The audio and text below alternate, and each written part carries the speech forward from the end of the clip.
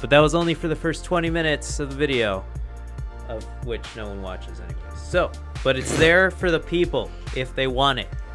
Because this is the Hungover Podcast, episode 88. Thank you so much for coming out.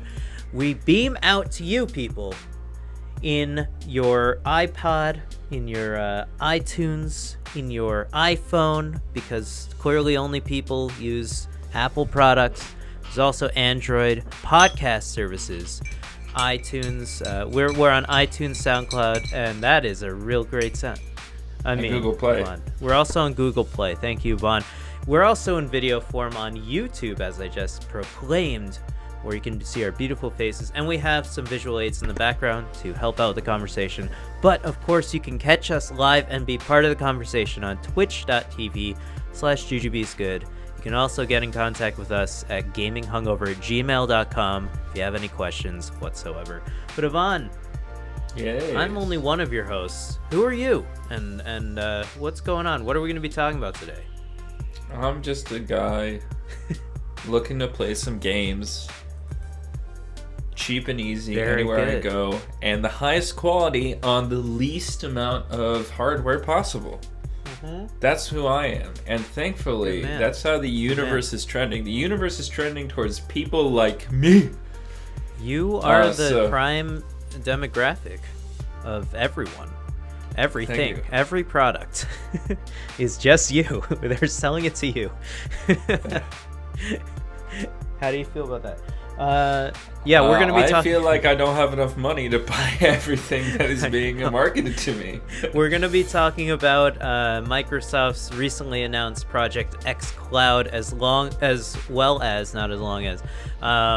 Google's streaming gaming service, which I do not know the name of, that is currently in Project Stream, that is currently in beta, that you can practice out right now. If you contact Google, you can play Assassin's Creed Odyssey in your Google browser.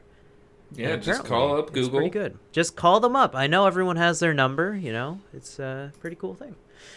But Yvonne... Be like, hi, Google.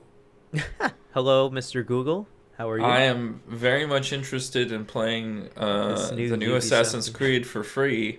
I'm not sure if it's free. I have internet. Yeah. Let me use your Google Chrome browser to play it. Yeah, it is free for everybody who's signed up for the beta. It's a limited beta, so even if everybody who submits for it doesn't receive access. Okay. Well, before we get into all of that, we start our podcast out every single week by asking each other, what media have you been consuming? Whether it be movies, music, video games, of course. And what did you drink last night? I guess I'll start. Yeah. Because that's the way of the podcast. Well, okay. I'm drinking a hot buttered rum, which is just a shot of rum. Yeah. Then boiling water to fill the glass. Okay. And then you put a pat of cinnamon sugar butter into it. So you take like a half a stick of butter, warm it to room temperature over time, combine it with at least a quarter cup, although I think you could get away with like a third of like granulated sugar. Mm-hmm. Then a two teaspoons. Oh, so I was thinking cinnamon. There was way more butter to sugar ratio here. That's way better in my opinion. That sounds better now. This isn't sweet at all. Okay. But so, and then you just cut it off. You fold it into a cylinder about the size of the original butter tube, and then you can cut off. It should, with a quarter cup or with a half stick of butter, it's about 10 servings. Okay. It's not like you just take the stick and put it in. I'd be going through so much butter. You're crazy. You're insane. How did you think I was doing that? I have no idea. I don't mix butter in my alcohol, you nut. Jesus also, Christ. You're absolutely wrong, because the butter in the hot water with the rum is just like It's one of the smoothest drinks I have ever had in my life, with like no additional sweetness. I'm not knocking it because I certainly have never tried it, and I assume you it's absolutely like a silky, knocked it. You offhand dismissed it. Yeah, I know, I did on purpose. But I assume it's a little thicker than your standard rum. You get a no, smooth... it's actually not. It's not any thicker? It's not thick. Okay. It's actually because there's so little butter in there. It's just smooth. Cool. So there's literally like I'm demonstrating about a quarter size like diameter, and circumference, and like a half an inch thick, and you just plop that right into your drink. Okay, I see how. And so it's not that much butter. It's a lot of water, which smooths out the drink. And my it's just, question is, why not forego the butter and just make a cinnamon simple syrup? I actually think that the butter provides, because of the lipid nature of the butter. Yes. It provides a rounding smoothness. It provides a rounding smoothness to the beverage. Okay. That otherwise, I'm not saying that's not true. Yeah, like, for instance, I did like a hot cocoa with bourbon the other night, and it was so warm and everything that the alcohol was obviously evaporating. But what the oil from the butter does is it forms kind of like this sealing nature on top. So you don't get the alcohol doesn't like bubble through. It kind of gets trapped still within the liquid. So even though it's a hot beverage and you should be assaulted by the alcohol vapors, you're not, because the fatty layer on top of the water, the oil, is actually preventing that from assaulting you. And I think that provides a nice smoothness to the flavor, and it's not kicking you in the mouth when you go to drink it. I'll have to try it. That sounds really interesting. Would you... I think you could do the same thing with probably like a cream. So like a hot cream. Okay. The cinnamon simple syrup does sound pretty fucking delicious, though. Yeah, that's all. Not gonna lie, I hadn't thought about that, but yeah, you could make like an actual fireball syrup situation. Yeah, so take like some fireball suckers and just put them into like very hot sugar syrup and let it cool down over time. Sounds pretty good, man. Anyway, that's the drink of choice that I had this week while I enjoyed some scary movies. Cool. Now, my pace of scary movies has diminished only because I couldn't stand it. It was too much of a good thing can be a bad thing about it. And too much of a bad thing can also be a bad thing. Are you saying there's more bad scary movies out there than there are good? There are more bad free scary movies out there than there are good. I see. Well, free in that I pay like how many dollars a year for access to Hulu or Netflix or Amazon Prime Video. So I watched Truth or Dare, but not the Blumhouse version. It was some like made-for-TV version with one of the young women from Sharknado. Oh boy, she's super pretty, by the way. Fantastic movie. Very talented. In this Truth or Dare, I think it was on Netflix. Well worth skipping. Okay. Screw that. It's gory, has no story. I'm pretty sure it was only written to fulfill somebody's like cocaine and or pill habit. Oh boy. Or to make sure that somebody had rent to pay. That's why they made this movie. That's nice. It's totally skippable. And then because I got tired of watching really shitty, like scary, gory stuff, I was like, hey, you know what's got a lot of blood in it? Dexter season 1. Yes, it does. So I started rewatching Dexter as kind of sticking to kind of the Halloween theme, but going with something that actually has like a great narrative and lots of good characters and good acting. Season 1 I just wrapped up this past week. Oh wow. I'm moving on to season 2. That's what? How many episodes in this season? I think 12 episodes in a season. Okay. So that's obviously a Showtime exclusive. Well, it's on Netflix. I know it's on Netflix too because it's actually an old show. Did they export into like an HD widescreen format? I remember that show was actually that old that it was a 4:3 format. I'm pretty sure that it is because it was a TV HD show format. also. That's pretty cool. Because I have like when I think I downloaded it on iTunes. That's when I bought it. That's the first time I bought it, and it was a 4:3 format. So I was confused. Back when I went back to watch it, I was confused. Like when I was older. I think it's because that's a very old show actually. HD 16:9 aspect so it's ratio. 16:9 now. Yeah. Okay. Very cool. Yeah, that's a great show. I like it. Yeah. I'm moving into season 2, which is probably my personal favorite season. I They know up everybody the stakes in season 2. slobbers all over season 4's knob, but I Really? like season 2. I like season 1 and 2 the most, personally. Season I thought 3 you is liked season 4 the most. I like season 4. I like seasons 1 and 2 definitely the most. So, if I had to guess, I think season 2 is more exciting. You get I just like most, that there's so much more Dokes. Yeah, Dokes is might be the best character in that show aside from Dexter. And Masuka.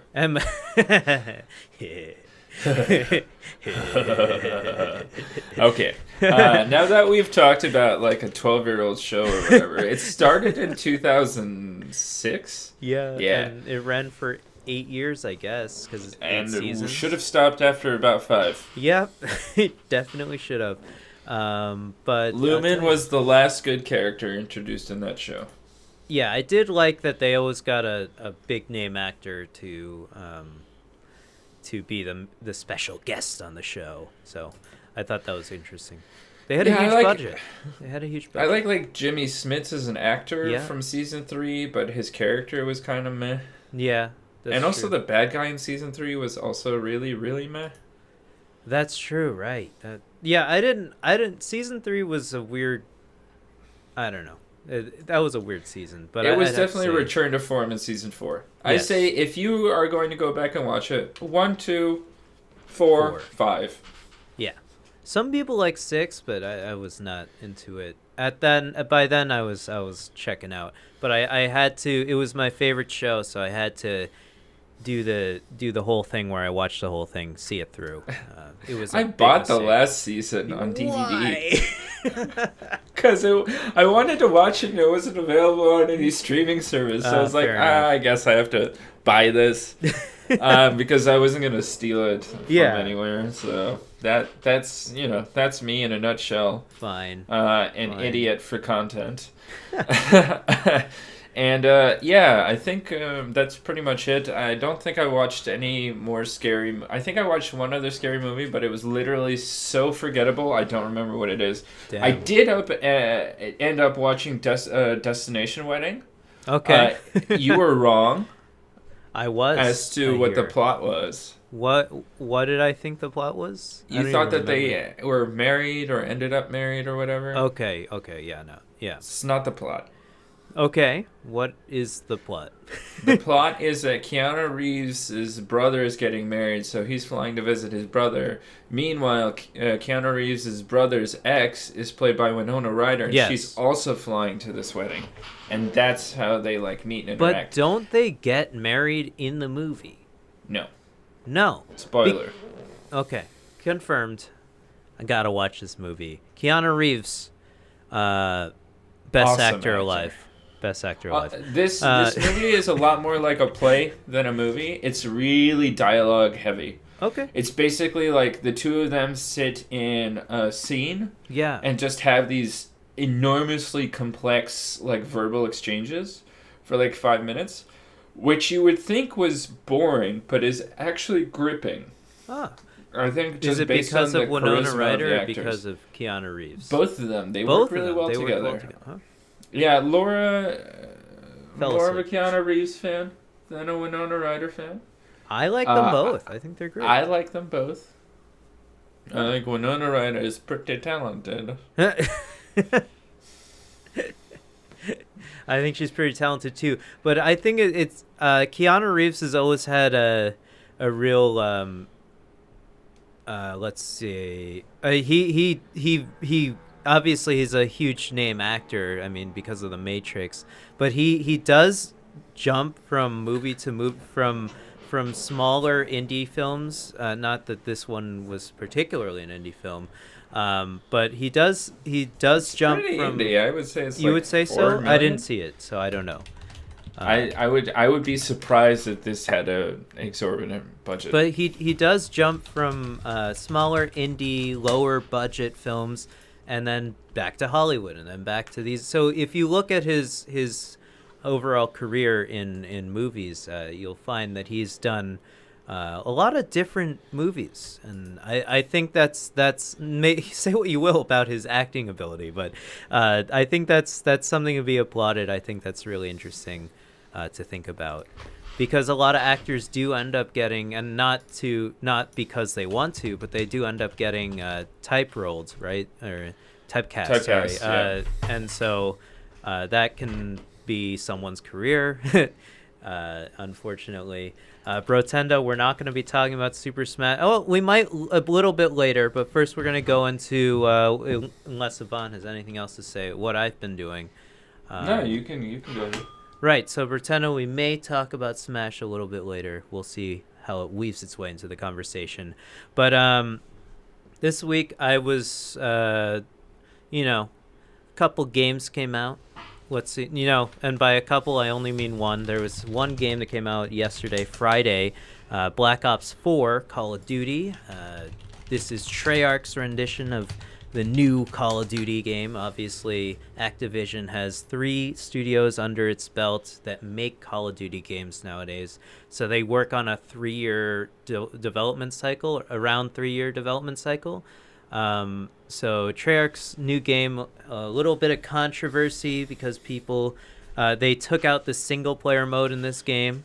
But I believe that Activision has a lot of data over the years. They make a Call of Duty every single year, and they see that the majority of players don't finish. One, the majority of players don't finish the single player campaign, and 2, a lot of them don't even play it. So why even spend the money to put it in there? So and the development time when they can put that towards making new multiplayer modes such as this Battle Royale mode. I played the Battle Royale during the beta, and I just wanted to jump into the multiplayer because I haven't played a Call of Duty game since Call of Duty Ghosts, I believe, which was semi-good, I would say. It's just Call of Duty, man.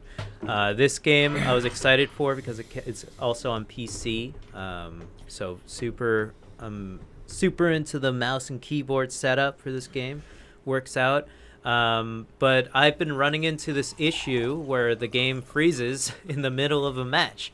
And I finally found this Reddit mega thread over PC Call of Duty Black Ops 4 crashes. So there are a bunch of different problems that people have come in. And I would say the main, or the one that I found that I attribute to whenever the game crashes was whenever I have the secondary launcher to take out that can lock on to UAVs and helicopters and things. I happened to put a camo on that because I was like, oh, sick, I got this sick camo. I'm a high school boy that loves Call of Duty. I gotta look cool. And so I put that camo on, and then after that, I realized that whenever a UAV came out, first I thought it was, okay, the game can't handle a UAV coming out or a helicopter coming out. For some reason, my computer can't handle that. But then I also realized that in this Reddit thread, they mentioned that they specifically had this camo, and whenever they took out that secondary weapon, the game would freeze and crash. So I have yet to confirm if this is a true issue on my computer, but we'll see later on tonight. Man, Otherwise, that's a real the game, hidden problem. Yeah, it's a very specific. You couldn't see it coming. I could not see that coming. But I mean, a lot of multiplayer games. This is not an excuse for Activision, a large company, has a lot of money, can allocate a lot of money to Q&A testing for their games. But They can't account for everyone's computer or whatever. I don't know. I'm not trying to make excuses for it. It's currently broken for me. I do anticipate that there will be a patch in the future that may or may not just fix take the camo off. Yeah, I'm going to do that, Yvonne. That's my test. Anyways, aside from that, I saw a movie. There was a huge Square Enix sale on Steam, so I bought 2 RPGs. One of them, Nier Automata, that I believe I talked about last week, but it's a game I missed out on last year that I was really excited for. And take that camo off, you know what I mean? And Brotendo's Switch keeps crashing. That I can't help you with, I'm sorry. Maybe you should take the camo off your phone, man. That's the real camo. No. But anyways, my point was Nier Automata, cool Android game that mixes up a lot of different genres, such as side-scrolling, shoot 'em ups, and action RPGs. Really cool game that draws from influence from a wide variety of Japanese games. I think it draws a lot of influence from the Metal Gear Solid series in terms of aesthetics. Definitely draws a lot. Like that. Huh? It definitely looked like that. I agree. I think Raiden, the cyborg ninja in Metal Gear Solid, definitely the main characters in Nier Automata look a lot like him in certain ways. Is it automata or automata? Automata. I don't know. I actually don't know. I don't know if that's a word, so I don't know if I can pronounce it. And also the other game I think it draws heavily from is this game called Ikaruga. It came out on the Dreamcast. It came out in arcades. It was also remade for GameCube. It's also on Switch. It's also on PC. And a bunch of other plays, Xbox probably. This is a shoot 'em up, so you have a small little character, gunship that shoots a bunch of bullets at enemies. This game takes a lot of cues from that game in terms of all the bullets that it shoots at you and the amount of bullets you can. Yesterday, Juju played the most edgy game. That is exactly as Brotendo would call this game. It's a very edgy game. It's a very weird game. But I definitely highly suggest anyone who's looking for an RPG to pick it up, actually. It's really fun. It caters to a lot of different genres of video games and has a really engaging story that I like a lot. Deals with the interplay. It's a Japanese game. It's a very Japanese game, absolutely. But it deals a lot with the interplay between androids, robots, and humans. You play as an android in the game. 2B is her name, and she's actually a really cool character. I would think she would be more like the character Rei from Neon Genesis Evangelion, which is sort of like a lifeless, actually almost android type character that is almost kind of like a sex doll, which is weird. But that's Neon Genesis Evangelion. This character, really interesting character. I actually like her a lot, and I think she's really stylish and can fuck shit up in the game. So I think she's a really cool character. Another strong female lead in video gaming is what we need out there. The other game. Oh, sorry. So is 2B a reference to Hamlet? Possibly. I don't know. These Japanese games run deep. You know what I mean? Because I was trying to figure out sure. what 9S would then be a reference to, but I can't figure it out. I'm not sure. Those are the 2 main androids in the game, though. And the way they get around you dying in the game, because obviously your body would be destroyed, but they want to have some sort of continuity. Your memories are transferred to another 9S and 2B unit, so you still retain, and it sort of has a Dark Souls type thing going on. You drop all of the power-ups that you pick up, and you can, if you get back to your body where your body was when you died the last time, you can recover all those things. So that's cool. And the combat's really actually pretty cool. So and varied, it looked like. Yes, there's a lot of different things. For boss battles, it changes how Holy the combat shit, works, there's huge boss battles in the game. It's really cool. I like the game a lot. I was watching. It's fun. It's fun. I was lurking. Lurking, as they say. I'm sorry you had to restart your whole PC, but we'll be here talking about video games. The one other thing I wanted to bring up was I watched this movie on my quest to learn more Cantonese. I tried to find another Cantonese movie that I found interesting on Netflix. I couldn't really find many more. There aren't the selection on Netflix is like there's kung fu movies, and then there's I don't know, just like Korean really cheesy. Yeah, exactly. But Korean is not what I'm trying to learn. And exactly. So I found there's a Jackie Chan movie that came out in 2017 that didn't come out in America, and it's on Netflix, and it has but the only downside for me is it's in Mandarin, but it also has a lot of English in the movie as well. This movie is called Kung Fu Yoga, and it stars obviously Jackie Chan. I love Jackie Chan. I've always loved Jackie Chan. All of his movies are he's obviously a really comedic guy. You know, he's found his way into comedy kung fu movies where the fighting is comedic in a way. And I don't know if he choreographs. I assume at a certain point he started choreographing the fights.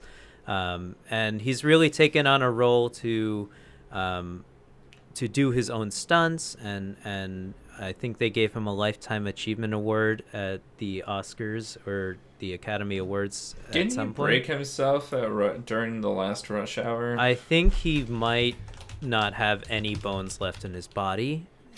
It's just gelatin. It's all gelatin at this point, but I applaud him for everything he's done. Freeze himself every especially evening, Rumble in the Bronx. He thaws every day, slowly over the course of the day. That's how he can, like in the Rush Hour movies, how he slides through that small teller opening. That's how he did it. He's like a cat. Just squishes his body down. But this movie is really interesting. Jackie Chan plays a professor, an archaeology professor, which is already pretty funny. He's Indiana Jones of China. Yeah, he's one of the most famous professors in China. and it's basically it follows it's not really that important of a story. He's finding out, so it's like National Treasure or whatever, and except they're trying to uncover an Indian treasure, so he fights a bunch of Indian people. They go to India at one point. Is it a racial commentary? Not that. Well, I mean, I don't know much about Indian culture, so I can't. What was this Bleeding Steel? Kung Fu Yoga. Kung Fu Yoga. Yeah. But basically what it had I don't know. I don't think the movie was the plot of the movie was particularly interesting. It was all right, and that the acting was all right. They go between Mandarin and English a lot in the movie, which is fine. And the acting is like Jackie Chan, obviously a seasoned actor here. He's doing his best here. So he's carrying the movie. Everyone is on Jackie Chan's back, right? He's the best actor in this movie. That's all I gotta say. He's sang songs for the movie too. Yes, absolutely. So I wanted to say, because this is an Indian, there's some crappy CG in the movie. It's like all right, but it's not. It was good. Supposed to be a Sino-Indian collaboration. Yes, that's what I was going to allude to. It was basically if like a Chinese production crew made a Bollywood movie. That's what it came down to at the end. There's this obviously, if you're not familiar with Bollywood movies, they usually end, or at least at some point in the movie, they have a large dancing sequence and song sequence where every actor in the movie just starts dancing for some reason. At the end of this movie, I was joyed to find out that that is indeed true, and Jackie Chan dances in this movie, and it is absolutely worth watching the movie to see this scene. It's great. Nice. I think that really changed my opinion of this movie, and I think it's worth seeing, not only because of that, but because Jackie Chan has some sweet kung fu moves to pull off in his old age. I love Jackie Chan. Let's go. I want to see some more movies, Jackie. You got it. You still got it, man. I still haven't seen The Foreigner. I want to see that too. Jackie Chan really wanted to be a serious actor in that movie, so he finally used his fame to get there.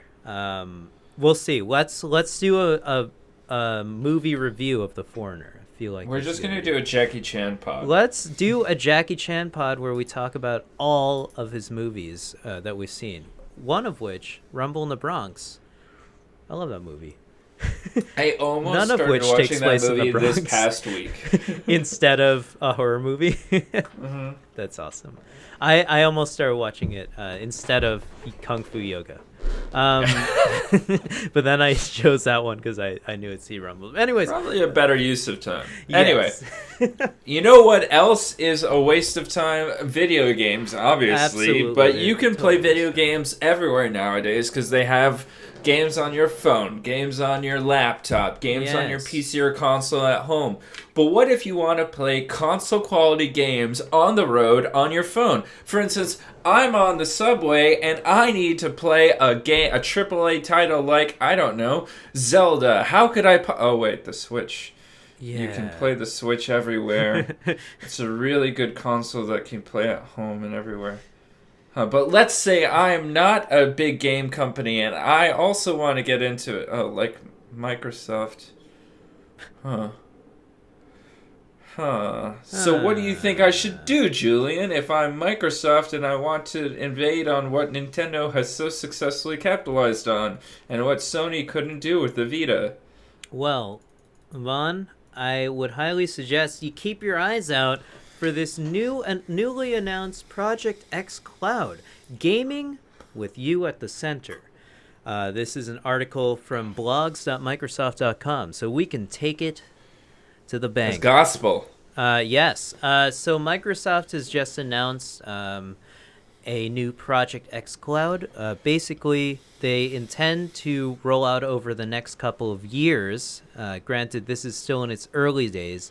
A service in which you can stream console quality games such as Forza, in the prime example here, to a device such as your phone. So they're going to offload all of the CPU processing, all of the GPU processing, all of the RAM usage, etc., and streamline that basically into game footage, buffer it through the internet, and send it to your phone, where you will connect your handy-dandy Xbox One controller via Bluetooth, input some things, obviously holding down RT, moving with the sticks, that type of thing, and that will get sent all the way back over the internet to that mega computer server that will change inputs there, send it back, going back and forth. This is nuts.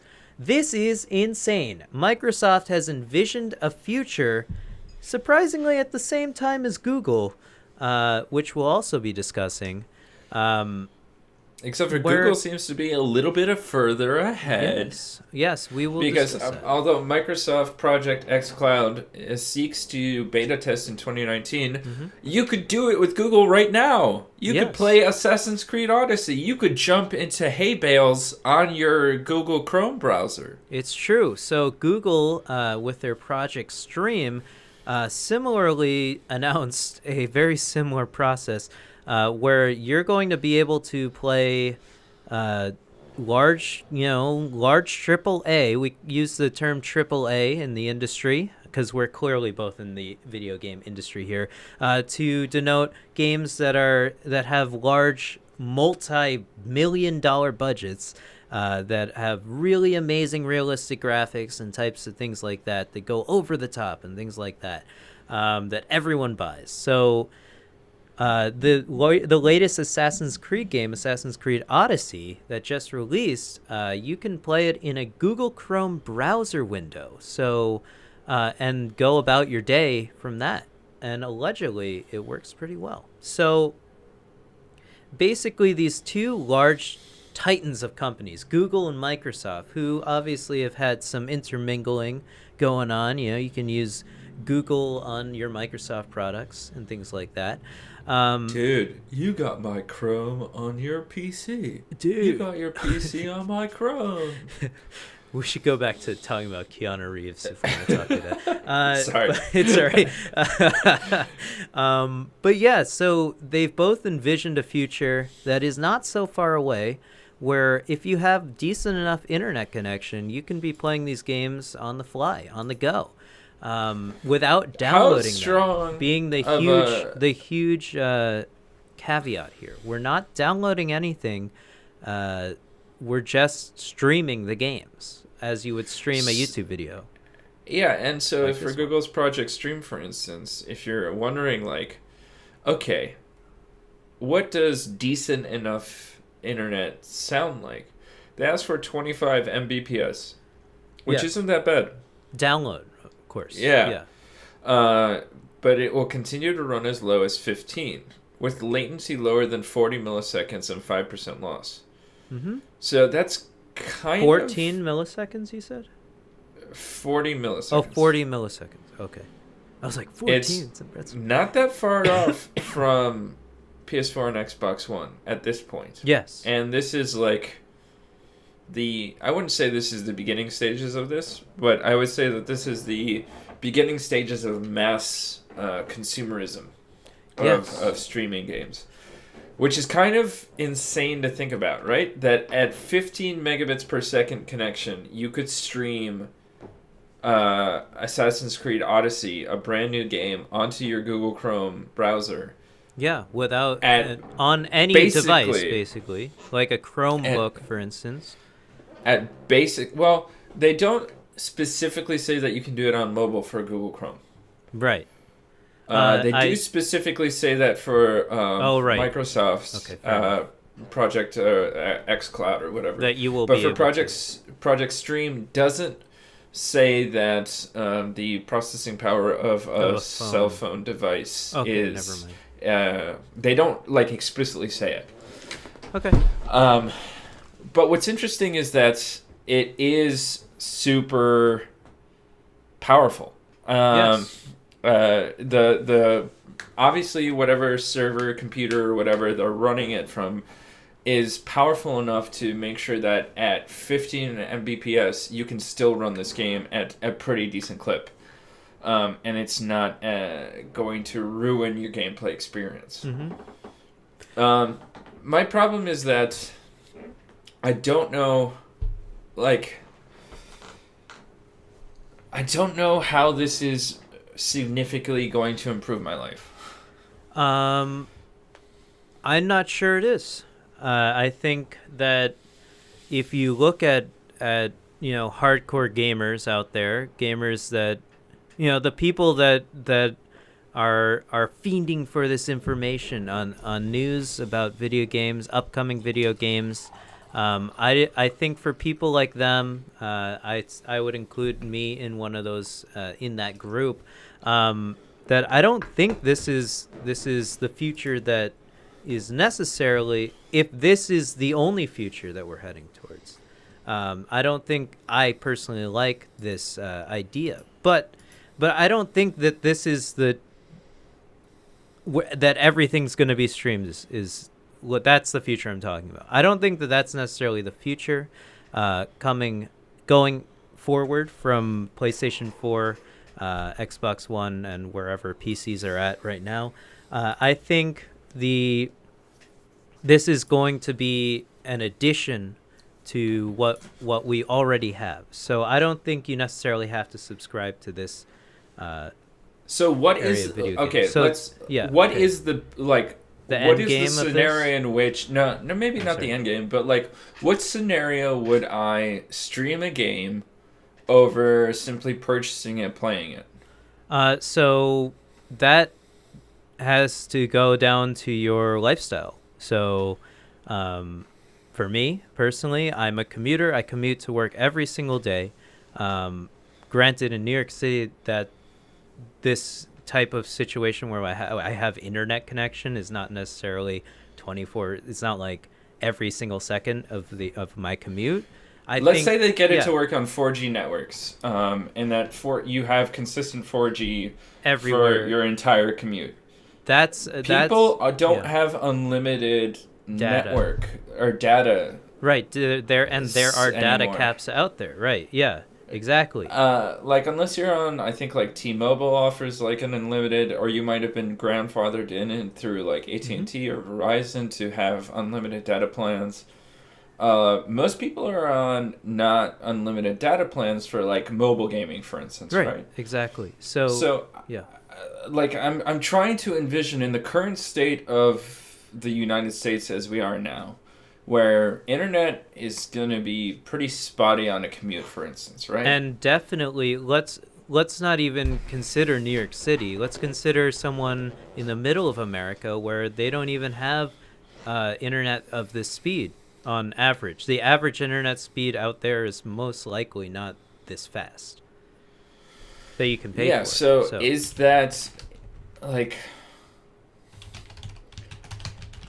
My internet. I'm just wondering, like, what is what's the goal? Like, who is this benefiting? Like, is this going to be you can purchase like a package of gaming subscriptions, kind of like PlayStation Now? You pay X amount of money and then you get to stream their backwards library, right? That's how it works. That is how PlayStation Now works. That's also how Xbox Game Pass works.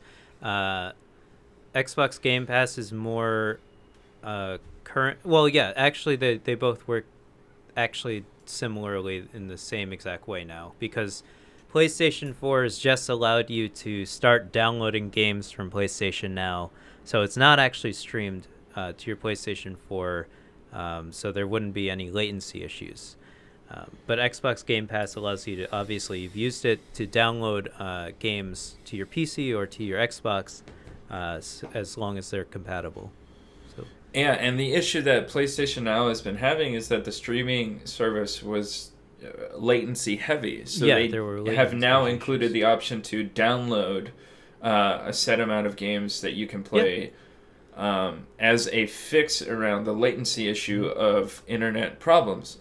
So not saying that Sony has better technology for streaming than Google or Microsoft. I think quite the opposite. They certainly Probably don't. Google and Microsoft will have at least better hardware because they're coming from a more modern take. They don't have to update hardware as they go. Yeah.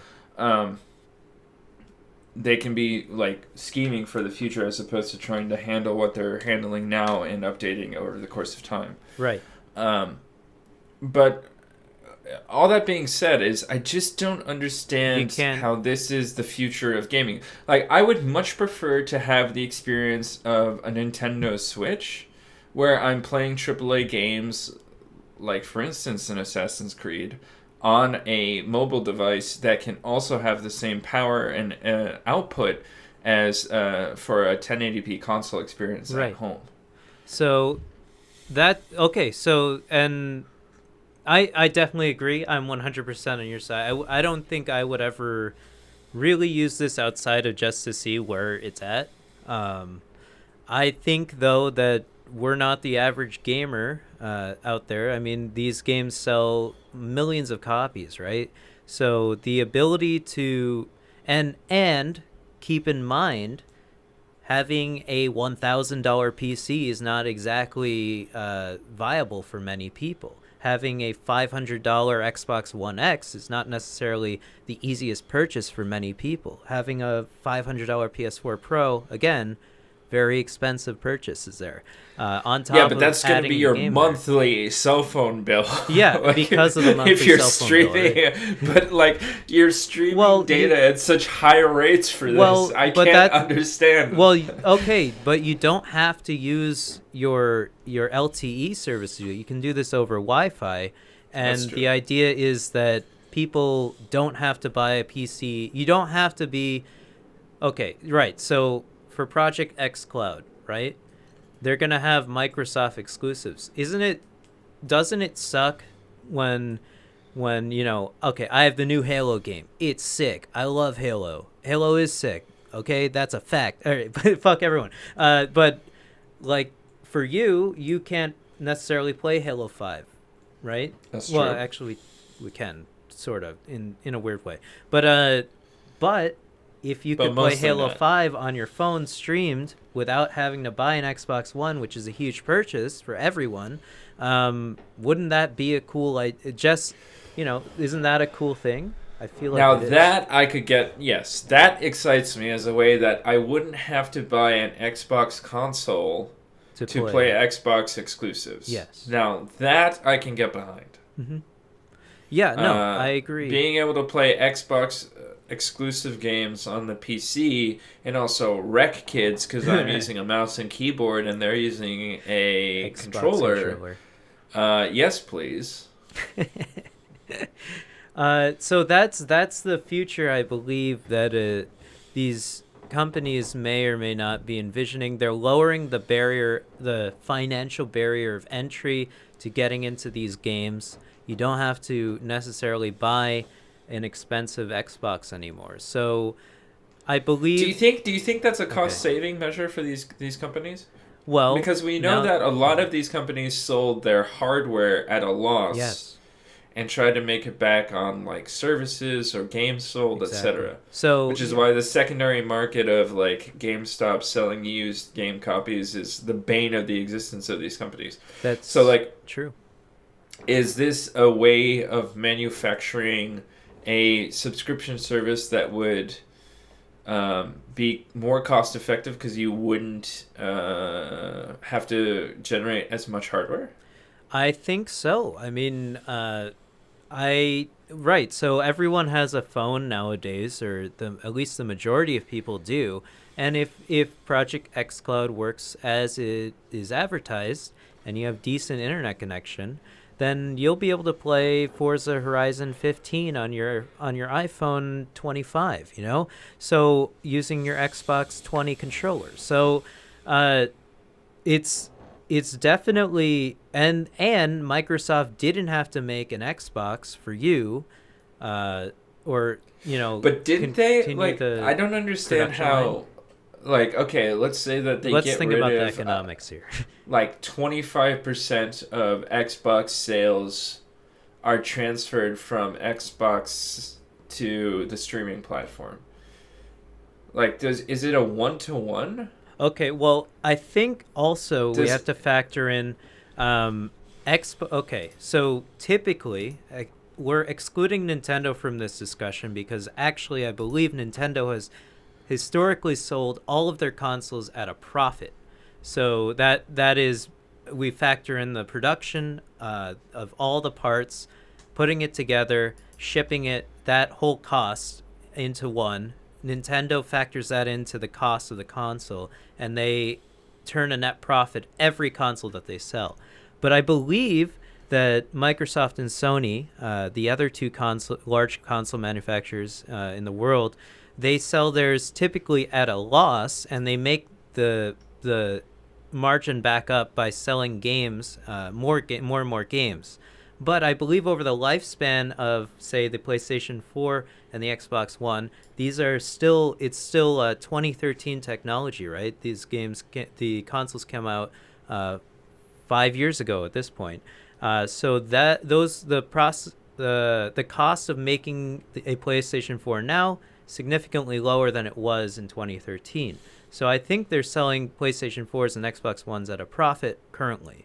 So I think you have to factor that in if we're talking about console lifespans. But I think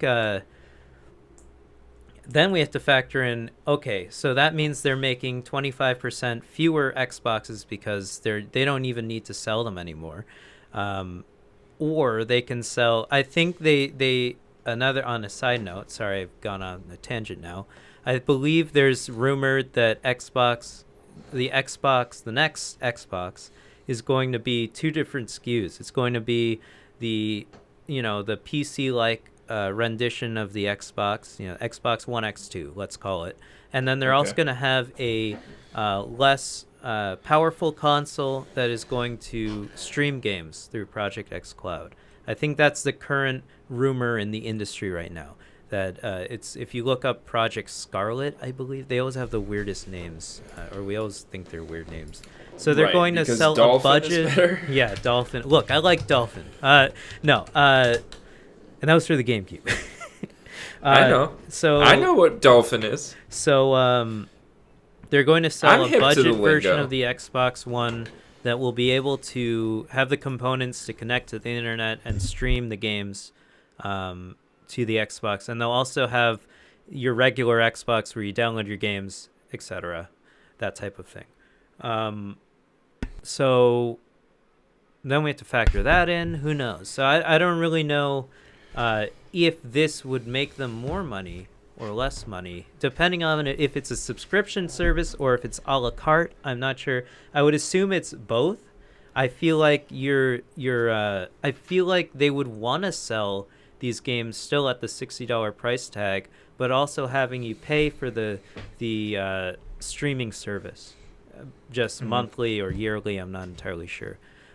So what I fear is if this type of service, Project X Cloud, is more like Xbox Game Pass. So Xbox Game Pass, a great service, right? You've used it. We're going to have all the Xbox exclusives on it day and date, except what Xbox exclusive is worth playing, I'm not entirely sure. That was a low ball. I'm sorry. But anyways, let's come on. About the like, third party. Sea of Thieves sucks, Yeah. and that was supposed Halo to be 5 the is thing probably that the only everybody thing worth played. So when the next Halo comes out, people will flood back to the Xbox Game Pass, and until then, it's pretty much nerfed. I don't know. I haven't looked at the actual games on there, and if you don't have a PlayStation 4, I think it's probably a really good service, depending on the games that are on there. I'm not sure. So let's say like this whole thing costs you $200 per year. You can stream every game on there, or at least we have a situation where the third-party companies want to offer their games for a certain amount of time. What happens then? Like, who decides which games are being streamed on this service? How is that going to work? Is every game going to stream on this service? I don't think so. I think that would be too much pressure, nightmare. Right? Yeah. They don't want it to be like the Xbox backwards compatible system. Right.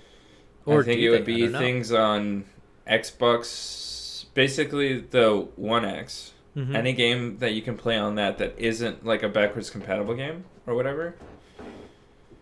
So you would have streaming all third-party Ubisoft games and the upcoming Red Dead Redemption 2. Are those games going to be on there? And then, okay, so what incentive does Microsoft, if it's just a pay one, do you think it will therefore be a paid service for the subscription and then you pay a la carte for the game? Do you think that? You don't think it's so? Then Microsoft is then going to have to factor that in. They have to give a huge lump sum to that you have multiple SKUs? Yeah. Okay. So you could have like a base package which allows you to play these certain game titles, like Xbox One exclusives. You get to play all the Xbox exclusives games for this basic price. Okay. Then if you want to play third-party games in addition to the Xbox One exclusives, you have to play price Y. Okay. And if you want to play them day one, you have to pay price Z. I see. You see what I'm saying? Yeah. Yeah. So just because you have a service that can play all these games doesn't mean that you have all one price for all the games. I see. All right. I mean, think about it, like even a service like Netflix, right? You can have Netflix at the base level for DVDs, the base level for streaming. Yeah. Or you can go up to the 4K for streaming, right? And then there's Blu-rays for the DVD side and things like that. So if you want to have a better experience, you pay a few bucks more. And I think that that's something that I think people are willing to pay for in general. Mm-hmm. You know, you want that cafe latte, but you want a little bit of caramel in there. You're willing to pay for that caramel macchiato, espresso extravaganza from Starbucks or whatever. Okay. So I think that there's price points that you can hit based on SKUs. Going back to your discrepancy with the Ultimate Edition not being the best edition of whatever the game is. Assassin's Creed Odyssey. Exactly. It's the middle version. That's not what Ultimate means. I'm just saying. It's what does Ultimate mean? It means the best. Means that you feel better about that game than anything else.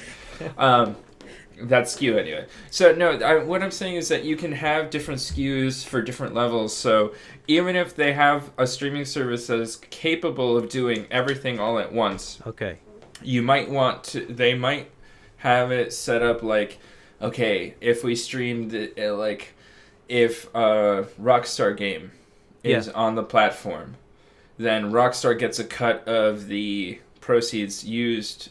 Right, kind of like I think that's how some of the Netflix deals are structured. That's something to think about, right? I'm not entirely sure if that's true. So at least they used to be structured this way that like if they were from Showtime or Stars or whatever, like there was a base percentage of what Netflix had to pay those companies, those production companies, for streaming those licenses. Okay, something like that. But in general, I think that people would be willing to pay for Xbox exclusives if you can play them on an Android phone, right? Yeah. Like, especially families that like an Xbox can be multi-use, right? You can watch DVDs on it. You can watch Blu-rays on it now if you have the Xbox One X or whatever. And you can use it to stream TV or football. You can play games on it, but it is a fixed location, right? Yeah. Your mobile device has a lot more fluidity to it, which is kind of like I think where the whole thing is going, right? So that you can play the game everywhere. Kids are playing Fortnite in classrooms across the country. Yeah.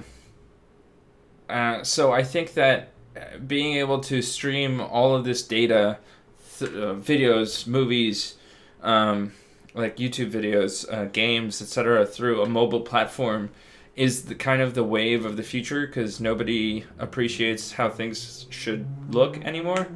Like, fuck it, let's all watch movies at home as they fluctuate between 1080 and 480p. Exactly, right. Because nobody cares about aesthetic quality. As a mass consumer, you only care about the fact that you can get it as much content as possible at a certain price point. So companies like Microsoft or Google have seen how YouTube has exploded, have seen how Netflix exploded, and want to take the YouTube and Netflix experience away from just videos and move it into console gaming or gaming in general.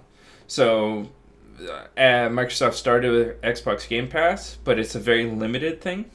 And I think that bringing the Netflix video or YouTube phone mobile experience for console games is something that everybody's striving to do.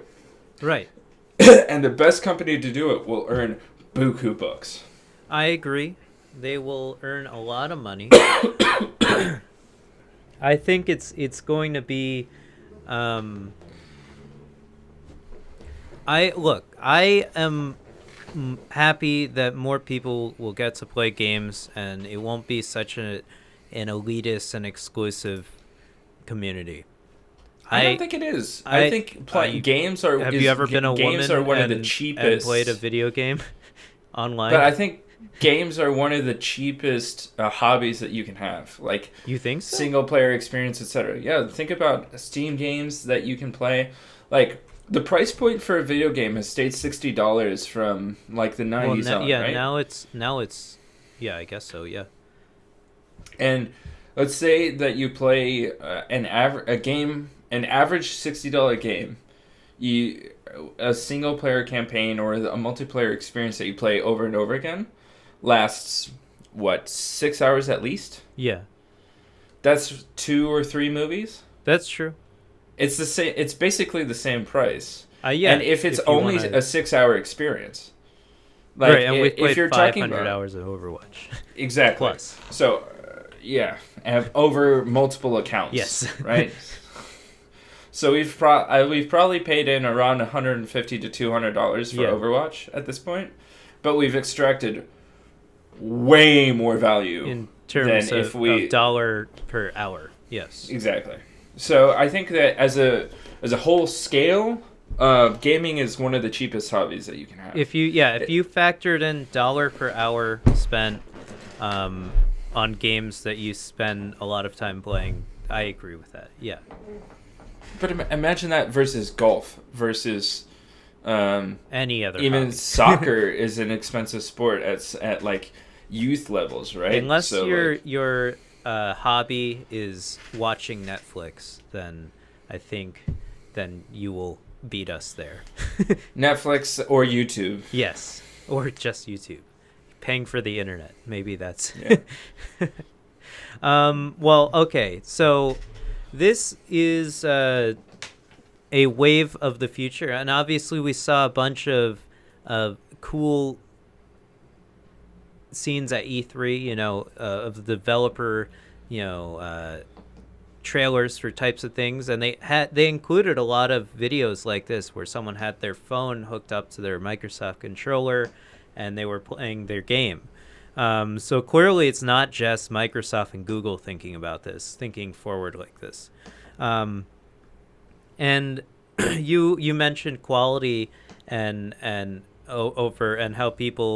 how the general populace doesn't necessarily care too much about visual quality, as long as it looks good enough.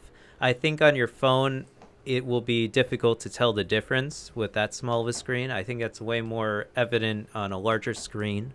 But that being said, one thing I have problem with is if this is the future that we're heading towards, where we're just converge into just streamed games, how the hell are we going to preserve gaming history, right? So that's something I care a lot about.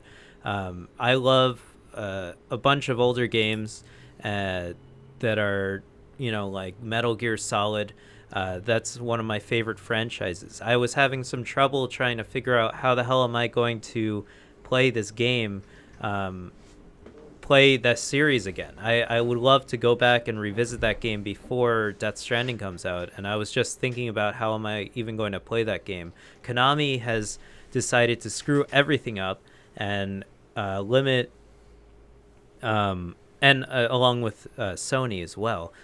For instance, the one game in that series that is incredibly difficult to play unless you have a PlayStation 3 and a copy of the game is Metal Gear Solid 4.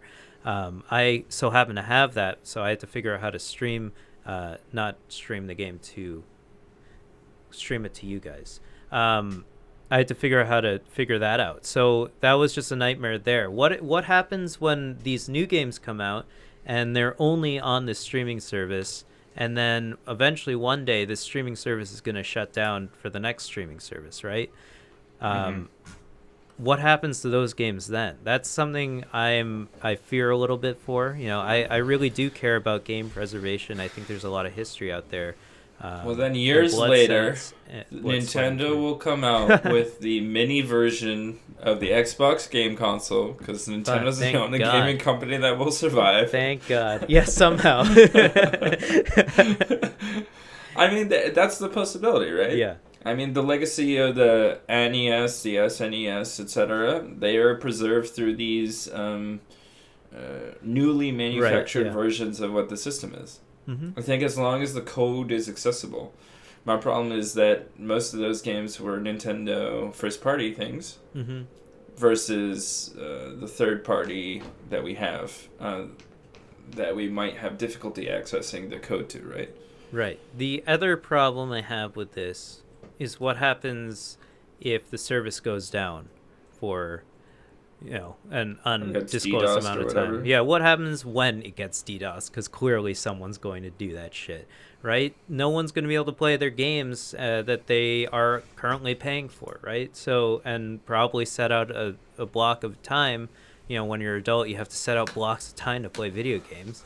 You can't pencil it into your schedule.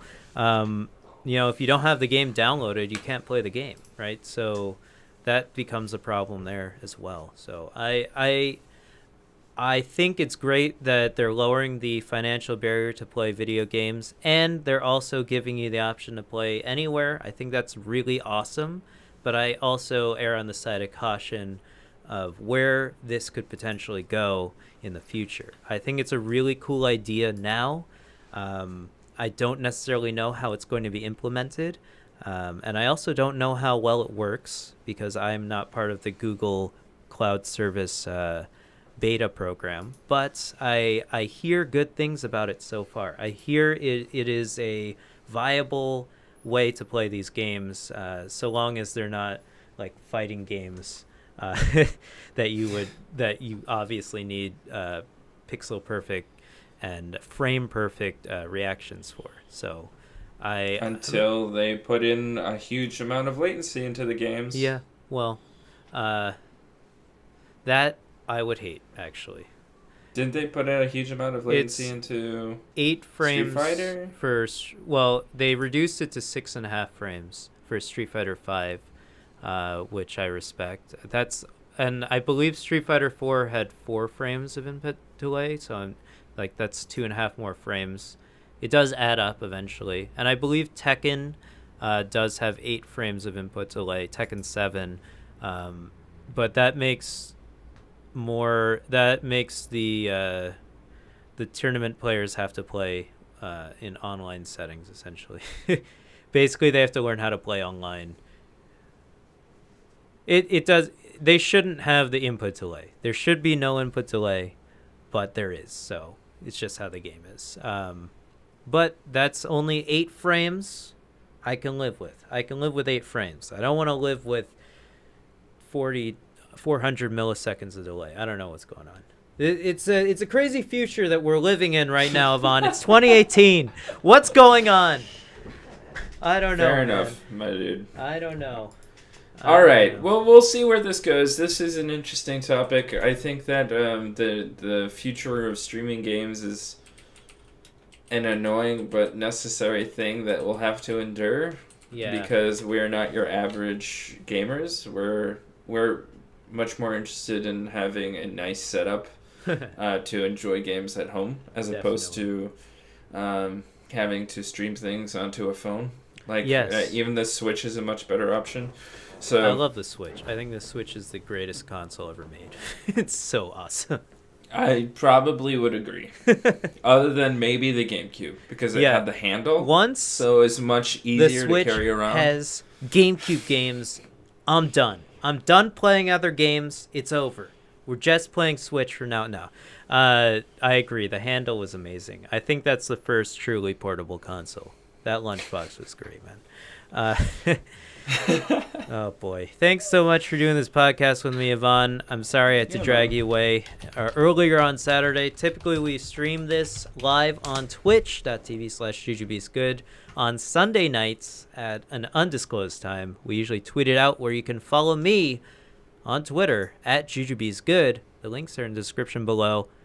But of course, this podcast goes out on Monday mornings, usually, unless I was lazy or there's some sort of holiday or whatever. All right, look, we're adults here. We have schedules. It's a thing. But Yvonne, we end our podcasts every single week in a song in a segment called Hungover Radio. This is where you, the listener or viewer, can send in your music to me or Yvonne at gaminghungover@gmail.com. If you want some free advertisement and a free way to send your music out to the listeners of a whole sum of like 8 people. 8 people for free. I think it's a good idea because, what is the game? We've had a lot more people download on average we get like I think on average we get like 40 views in total, right? Per podcast. So I think that's pretty good. Not bad for not really. What's the game? 6 degrees of separation. I'm just saying I send it to someone, they send it to someone else, and the next thing you know, the Queen of England's listening to your music. Boom. And I'm pretty sure she is one of the downloads. She doesn't have to. Well, okay, she's downloading this podcast. Let's go. Yeah, so send it in. If no one sends in a song, I get to pick a song. Yvonne, what about you? Do you have a song? You son bitch. You didn't tell me this was going to happen. No, I know how to sing. All right, well, I picked maybe a song. Maybe the Blops theme? Oh, God, hell no. That game is something else. There is a game that I've been playing. Obviously, I already discussed it this podcast, Nier Automata. The amusement park theme, I think, is also a great song. Last week, we played a song from that game. I think this song might be the best song in the game. They have a really cool theme going on that's sort of like Ghost in the Shell. I said that last week. And, they have this really, it's like a dynamic track. I think almost every song. So they've recorded every part of the track on separate tracks. So let's say you go into the pause menu while you're in the area that has this song. It'll take out certain parts of the music from that track and only play certain tracks. So it's a multi-layer track. So it'll play like just the bass or just the treble. Those are the music terms I know. So it's really cool, and it'll also, because I don't really understand music. So I don't understand computers. Music. I do. Life. Understand. So yeah, well, you're an Android. It's really important though. When you're an Android, I think when you're going into the pause menu, you're going into your head, so it sort of has an echo effect on the music sometimes. Oh, that's weird. So it is cool though. And when you go on the outskirts of an area that plays the song, it'll do a similar effect. So I think, look, I'm just trying to say they put a lot of effort into the sound design of the game as well. There's a lot of really cool things going on with the music in the game. So I think it's awesome. So I'm going to play perfect setup, I think. Nier Automata OST Amusement Park. I think this might be the best song in the game. We'll see. Hope you guys enjoy the song. Yvonne, thanks so much for doing the podcast. Catch you guys next week. Bye. Goodbye.